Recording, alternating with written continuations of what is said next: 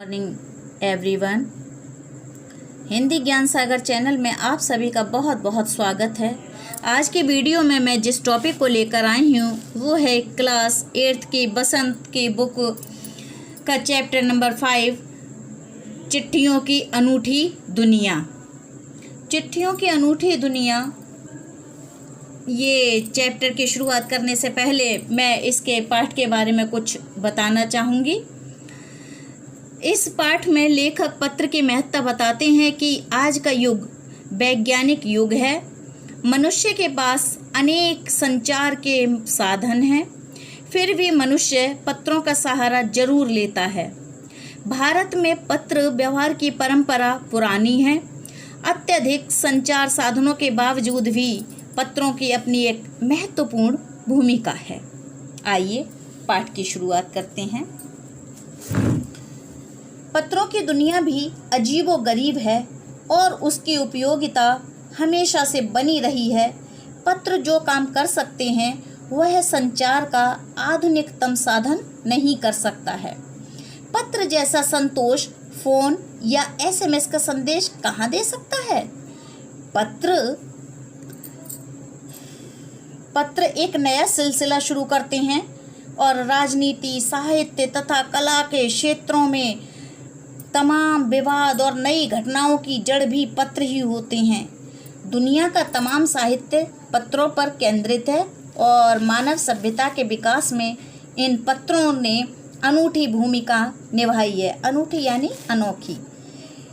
पत्रों का भाव सब जगह एक सा है, भले ही उसका नाम अलग अलग हो। पत्र को उर्दू में खत, संस्कृत में पत्र, कन्नड़ में कागज, तेलुगु में उत्तरम,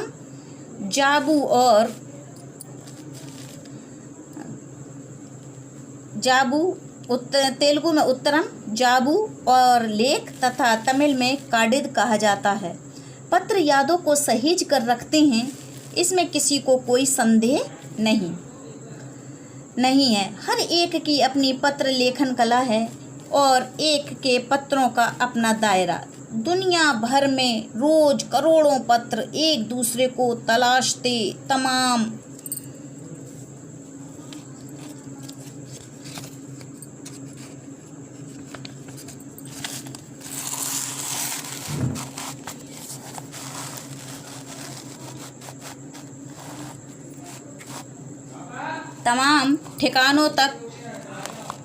ठिकानों तक पहुंचते हैं। भारत में रोज 4.5 करोड़ चिट्ठियां डाक में डाली जाती हैं, जो ये साबित करती हैं कि पत्र कितनी अहमियत रखते हैं। पंडित जवाहरलाल नेहरू ने सन 1953 में सही ही कहा था कि हजारों साल तक संचार का साधन केवल हरकारे यानी रनर्स या फिर तेज घोड़े रहे हैं। उसके बाद पहिए आए, पर रेलवे और तार से भारी बदलाव आया। तार ने रेलों से भी तेज गति से संवाद पहुंचाने का सिलसिला शुरू किया। अब टेलीफोन, वायरलेस और आगे रडार, दुनिया बदल रहा है। पिछली शताब्दी में पत्र लेखन ने एक कला का रूप ले लिया। डाक व्यवस्था के सुधार के साथ पत्रों को सही दिशा देने के लिए विशेष प्रयास किए गए। पत्र संस्कृति विकसित करने के लिए स्कूली पाठ्यक्रमों में पत्र लेखन का विषय भी शामिल किया गया। भारत ही नहीं, दुनिया के कई देशों में ये प्रयास चले और विश्व डाक संघ ने अपनी ओर से भी काफ़ी प्रयास किए। विश्व डाक संघ की ओर से 16 वर्ष से कम आयु वर्ग के बच्चों के लिए पत्र लेखन प्रतियोगिताएं आयोजित करने का सिलसिला सन 1972 से शुरू किया गया। ये सही है कि खास तौर पर बड़े शहरों और महानगरों में संचार साधनों के तेज विकास तथा अन्य कारणों से पत्रों की आवाजाही प्रभावित हुई, पर देहाती दुनिया आज भी चिट्ठियों से ही चल रही है।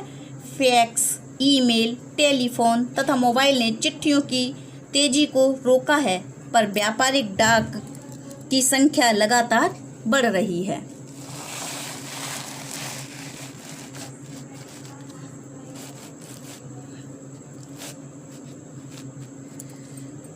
जहाँ तक पत्रों का सवाल है, अगर आप बारीकी से उसकी तह में जाएं तो आपको ऐसा कोई नहीं मिलेगा जिसने कभी किसी को पत्र ना लिखा हो या ना लिखाया हो, या पत्रों का बेसब्री से जिसने इंतज़ार ना किया हो। हमारे सैनिक तो पत्रों का जिस उत्सुकता से इंतज़ार करते हैं उसकी कोई मिसाल ही नहीं।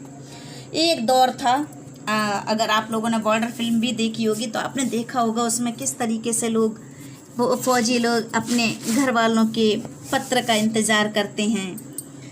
तो पर अब उसकी कोई मिसाल ही नहीं। एक दौर था जब लोग पत्रों का महीनों इंतज़ार करते थे, पर अब वह बात नहीं। परिवहन साधनों के विकास ने दूरी बहुत घटा दी है। पहले लोगों के लिए संचार का इकलौता साधन चिट्ठी ही थी, पर आज और भी साधन विकसित हो चुके हैं। आज देश में ऐसे लोगों की कमी नहीं है जो अपने पुरखों की चिट्ठियों को सहेज और संजोकर विरासत के रूप में रखे हुए हैं, या फिर बड़े बड़े लेखक, पत्रकारों, उद्यमी, कवि, प्रशासक, सन्यासी या किसान, इनकी पत्र रचनाएं अपने आप में अनुसंधान का विषय हैं। अगर आप जैसे संचार साधन होते तो पंडित नेहरू अपनी पुत्री इंदिरा गांधी को फ़ोन करते, पर तब पिता के पत्र पुत्री के नाम नहीं लिखे जाते जो देश के करोड़ों लोगों को प्रेरणा देते हैं।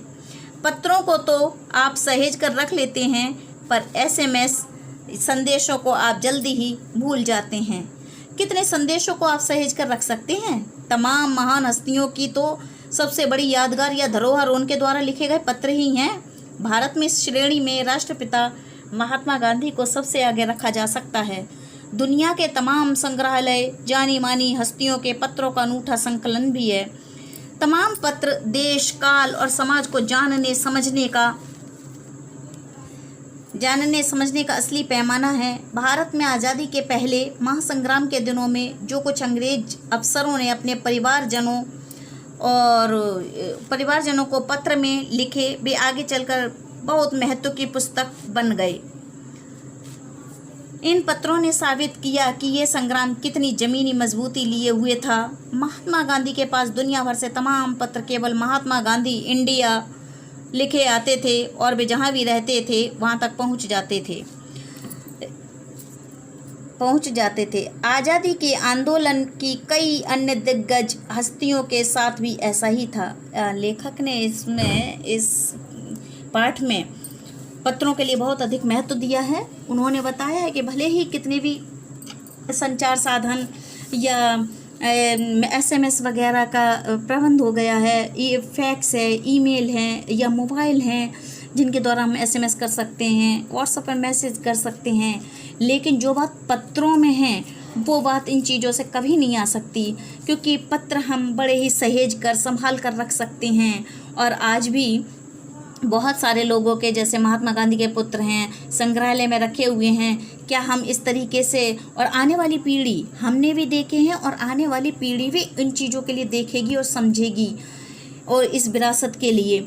लेकिन जो हमारे मोबाइल में ये जो एसएमएस वगैरह होती हैं, इनका वो महत्व नहीं है, क्योंकि इन्हें आप संभाल कर नहीं रख सकते। इन्हें अब आने वाली पीढ़ी के लिए आप नहीं दिखा सकते हैं, नहीं दर्शा सकते हैं।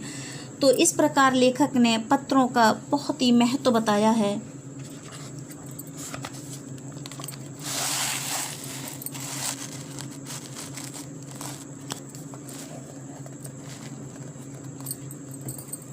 पास देश दुनिया से बड़ी संख्या में पत्र पहुंचते थे, पर पत्रों का जवाब देने के मामले में उनका कोई जोड़ नहीं था। कहा जाता है कि जैसे ही उन्हें पत्र मिलता था उसी समय वे उसका जवाब भी लिख देते थे। अपने हाथों से ही ज़्यादातर पत्रों का जवाब देते थे। जब लिखते लिखते उनका दाहिना हाथ दर्द करने लगता तो वे बाएं हाथ से लिखने में जुट जाते। महात्मा गांधी ही नहीं, आंदोलन के तमाम नायकों के पत्र गांव-गांव में मिल जाते हैं। पत्र भेजने वाले लोग उन पत्रों को किसी प्रशस्ति पत्र से कम नहीं मानते, और कई लोगों ने तो उन पत्रों को फ्रेम करा कर रख लिया है। अब बताइए, आप क्या किसी एसएमएस को ऐसे फ्रेम करा कर रख सकते हैं? तो ये हमारे पास एक पुख्ता सबूत है, वो यादें हैं जो हम सहेज कर संवार कर रख सकते हैं। लेकिन हम SMS या मोबाइल मैसेज को आप इस तरह से संभाल कर नहीं रख सकते। ये है पत्रों का जादू। इसमें पत्रों के जादू के बारे में बताया गया है कि पत्रों का जादू कम नहीं होता है। यही नहीं, पत्रों के आधार पर ही कई भाषाओं में जाने कितनी किताबें लिखी जा चुकी हैं। वास्तव में पत्र किसी दस्तावेज से कम नहीं हैं। पंत के 200 पत्र बच्चन के नाम और निराला के पत्र हमको लिख्यो है कहा, तथा पत्रों के आईने में दयानंद सरस्वती समेत कई पुस्तकें आपको मिल जाएंगी। कहा जाता है कि प्रेमचंद खास तौर पर नए लेखकों को बहुत प्रेरक जवाब देते थे तथा पत्रों के जवाब में वे बहुत मुस्तैद रहते थे। इसी प्रकार नेहरू और गांधी के लिखे गए रविंद्रनाथ टैगोर के पत्र भी बहुत प्रेरक हैं। महात्मा और कवि के नाम से महात्मा गांधी और रविंद्रनाथ टैगोर के बीच सन 1915 तथा 1941 के बीच के पत्राचार का संग्रह प्रकाशित हुआ है, जिसमें बहुत से नए तथ्य और उनकी मनोदशा का लेखा जोखा मिलता है। पत्र व्यवहार की परंपरा भारत में बहुत पुरानी है, पर इसका असली विकास आज़ादी के बाद ही हुआ है। तमाम सरकारी विभागों की तुलना में सबसे ज़्यादा गुडविल डाक विभाग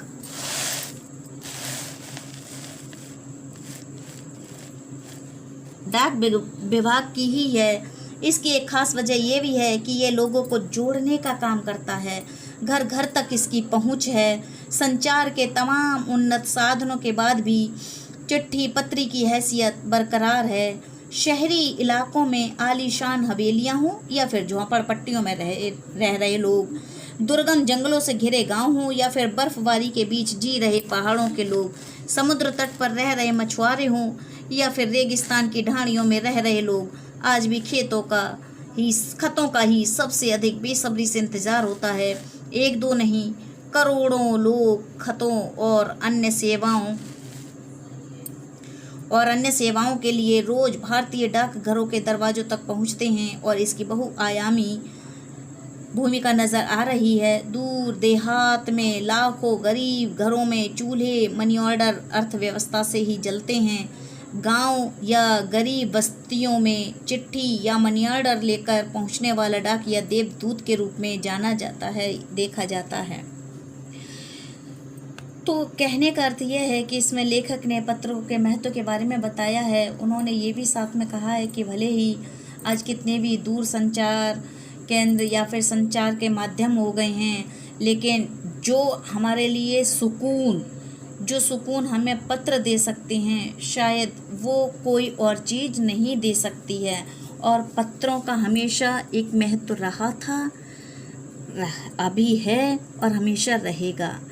पत्रों की जगह शायद कोई भी संचार व्यवस्था या कोई भी नहीं ले सकते, चाहे वो SMS हो, चाहे वो कोई भी किसी भी प्रकार का फ़ोन के संदेश हो, कुछ भी हो। ये संतोष हमें नहीं दे सकते जो पत्र हमें संतोष दे सकते हैं। लेखक हैं इसके अरविंद कुमार सिंह। चैप्टर यहीं समाप्त होता है। धन्यवाद।